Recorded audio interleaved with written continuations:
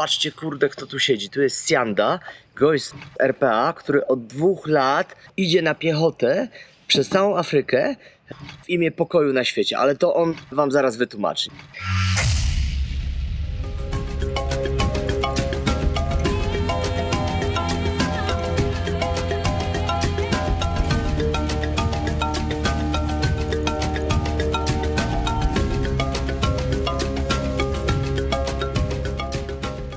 Raz, dwa, trzy. Then I'll tell you the value they're giving it in dollars.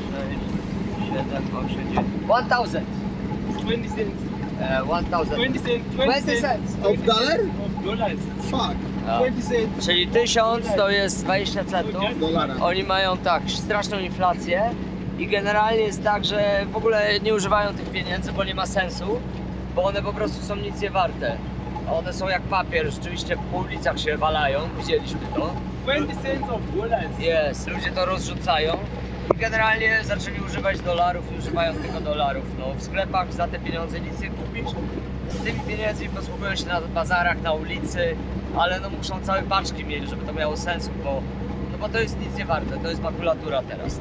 Ale jedziemy sobie i ja już sobie myślę, o kurde, zarąbiście, bo on jedzie przez Botswanę do Zambii, czyli po prostu zrobiłby nam całą trasę i wtedy nie walilibyśmy w ogóle do stolicy, tylko gdzieś tam na północ Botswany, ale okazuje się, że są kamienie podwodne polegające na tym, że taki tir stoi i gnije 4 doby na granicy, więc my musimy zrobić inaczej, podjechać z nim pod granicę, tam nas wysadzi, my na piechotę pach, pach, pach, godzinka, może trochę dłużej i przejdziemy, a on będzie tam po prostu stał z tym samochodem.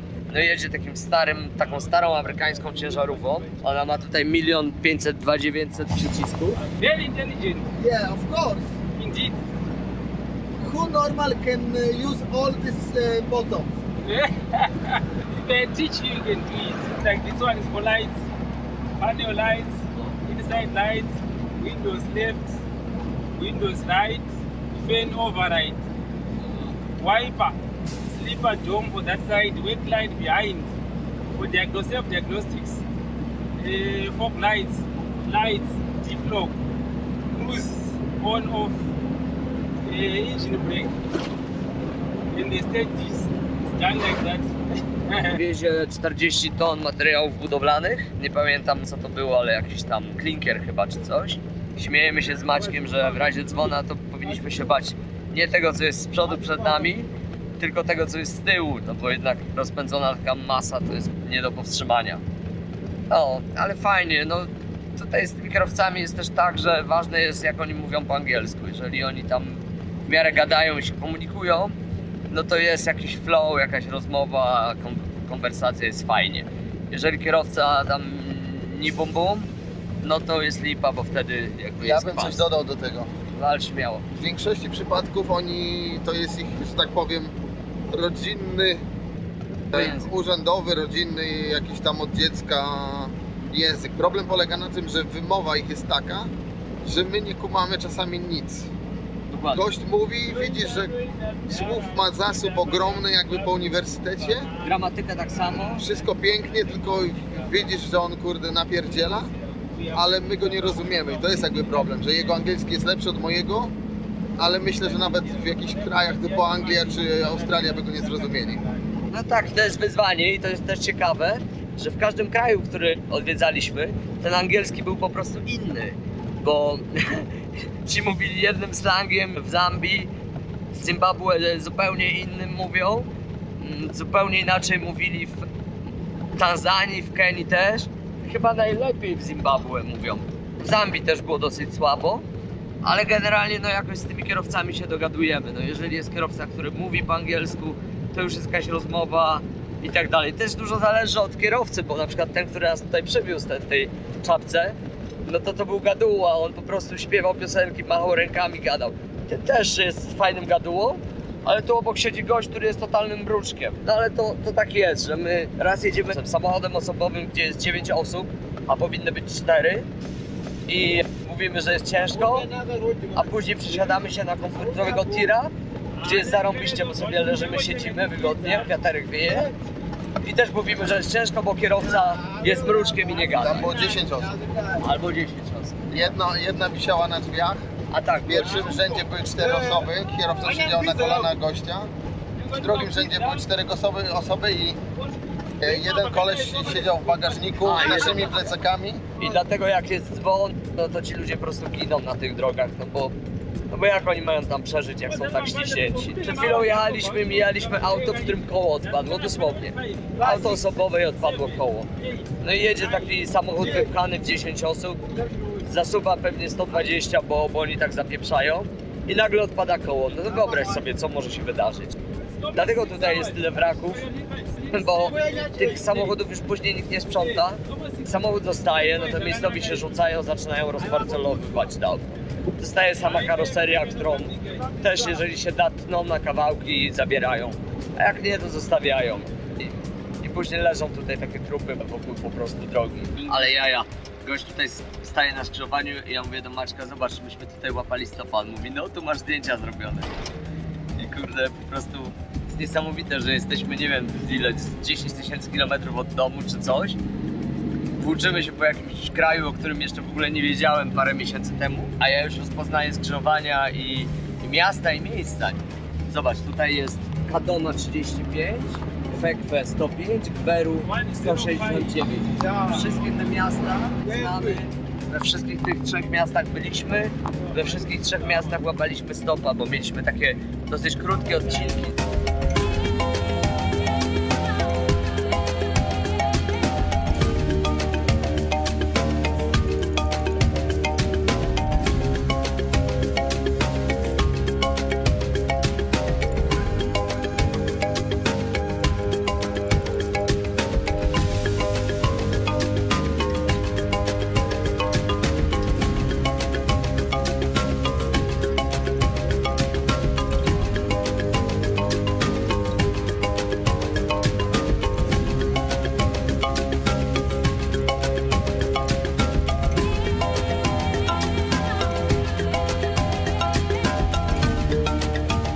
Jedziemy sobie tu, gadamy, jest miło i nagle policja nas zatrzymuje znowu.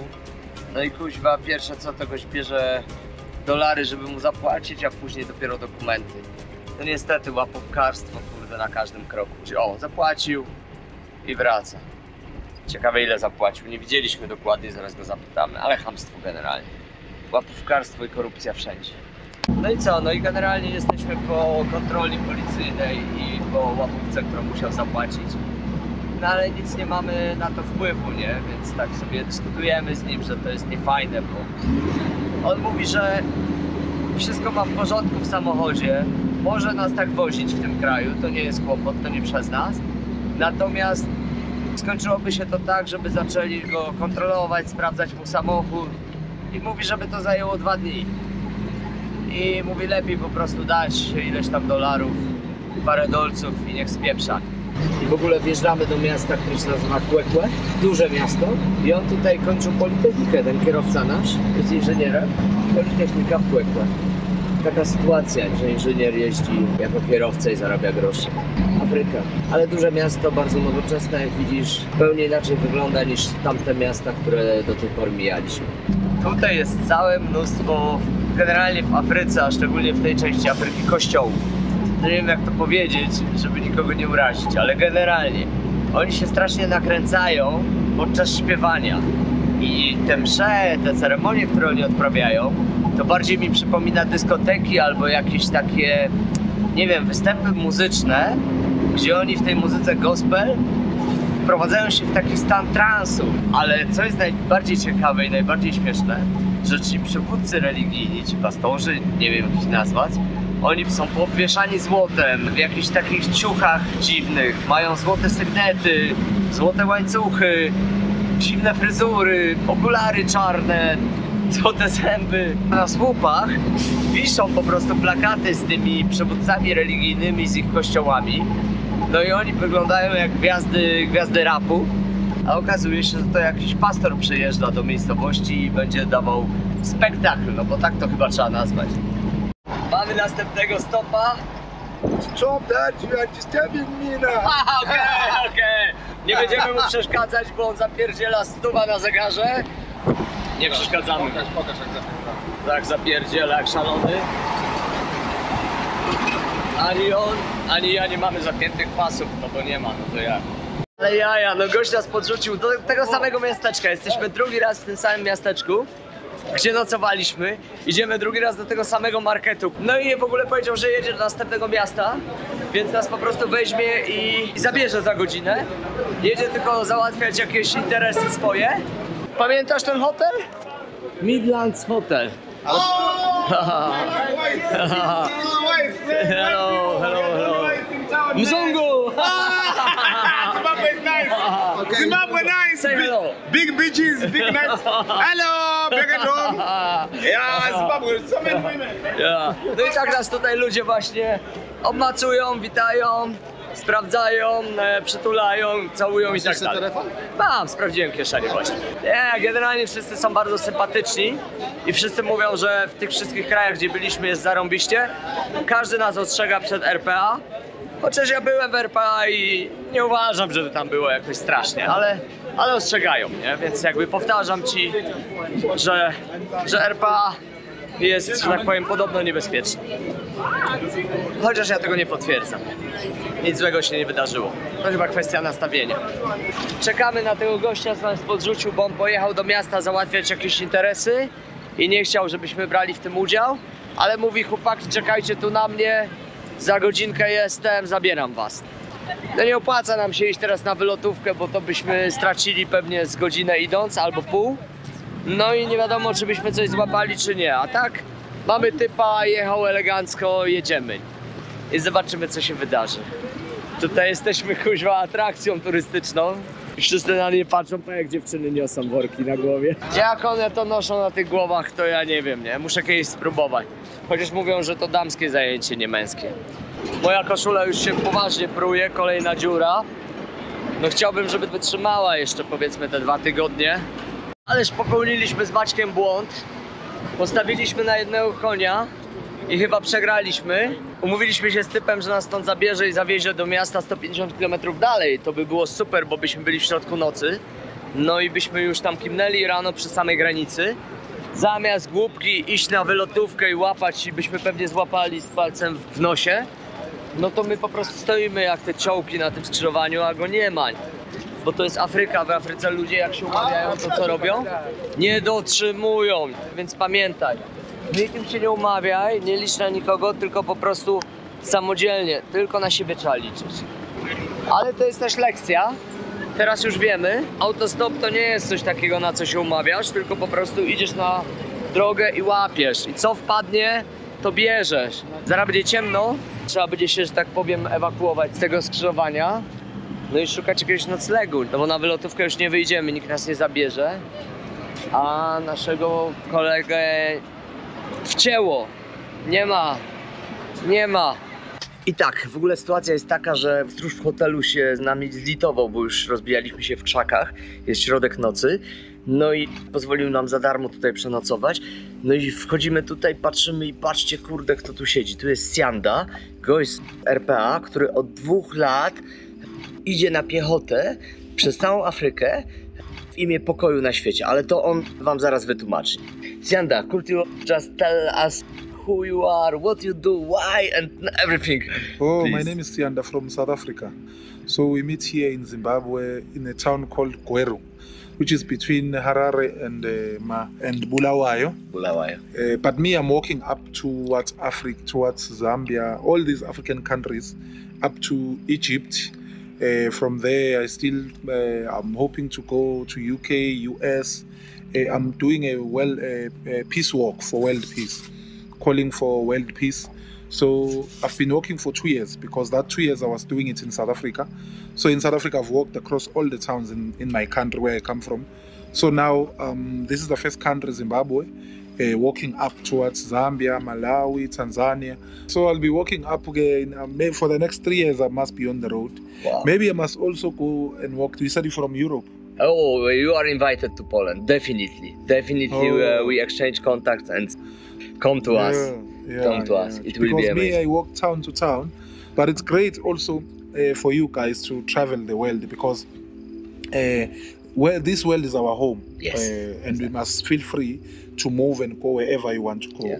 And people must know that everyone have a right to be wherever he wants.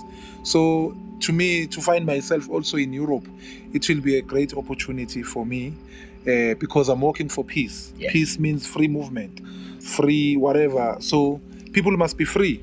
It's good to know the world. Yeah. I don't want to know only South Africa where I was born. Maybe if you die, God will also ask you that, where have you been?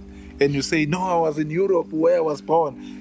So I'm sure you're learning as you walk. Yes. Yeah, of course. And it helps you to understand other people's culture, and then you'll start to love them, because Yes. we need to love each other, develop together, grow together.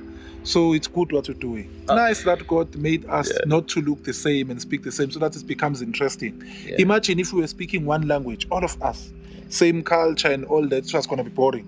So God has to make this world to be interesting. Others are Chinese, others are Indians, Yeah, black, yeah. white. So those are not the things that we must use to divide ourselves. But those are the things that must make us to say, oh, this one looks white. Oh, it's interesting. Yeah. You understand? Oh, this one looks black. What happened? So those are the things that must connect us. We must not use those things to say, these ones are Chinese, they look funny.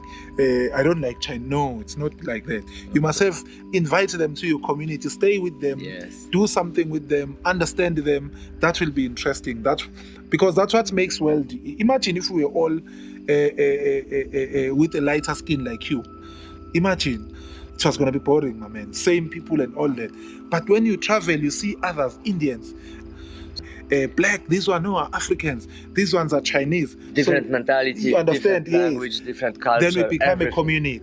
Because Yeah. others are focusing in building cars for us, others are building houses, others are good in cooking and all that. So that's what God wanted, a community. Yeah. So we are a community and a good community. Because So, in the end of the day, we are the same. We are the same. Yeah. So we need to teach people to think like that. It can't be only us, me and you, who think like that. How do we make others to feel the same with people who doesn't look like them, doesn't Yeah. speak like them? Yeah. So it's something that we need to put out there to touch someone's life, because everyone, that's how we must think. Because even you see here, I've never told that I'm a foreigner. I feel like I'm at home in Zim. Yeah, so I'd like people to come and visit Zimbabwe. Don't read about Zimbabwe Yeah, news. just go. Just come and see Yes. and feel the love, because hey, people got love here, brother. I'm sure you've experienced that. Even today. Even today, ne? Yeah, of Yeah, course, it's a everywhere. beautiful We country. met you for some reason, definitely. So it's it's not just a coincidence. It's super. And these hotels, they give me free nights everywhere. Wow. So it's me who wanted to camp, but because it's more of a community work, what I'm doing. Uh-huh. Yeah, remember, if you look after the community must look after you. Yes, exactly. Yeah. So That's the people support me everywhere. Yes. It's been like that. So nice, so nice. We are so happy that we met you. Yeah. Really. Yes, It's a big honor for us, and it's great idea. I will do an effort to deliver this message to everyone. In Europe, yeah. in Europe. Because I want to be seen. That's why I'm walking. Yeah. I didn't walk because I wanted to be fit or what. Mhm. The aim was, what can I do so that I get attention and spread my message? Mhm. Then I started to walk. Because when I'm walking, everyone wants to interview me. Newspapers. Yes. I've been in all newspapers in South Africa. Wow. And as I walk, I make sure in every town I'm in a newspaper. Even here on the previous town, if you buy the newspaper there, you'll see me. Next week here in this town, you'll see Wow. me. Thank you very much. Thank you. And we wait you in Poland. I don't know how many years it takes, but anyway, you are invited. And thank you very much for interview. Thank you so I much. try to deliver your message to everyone. Thank you so much. Thanks. Yeah, sure. Thank you.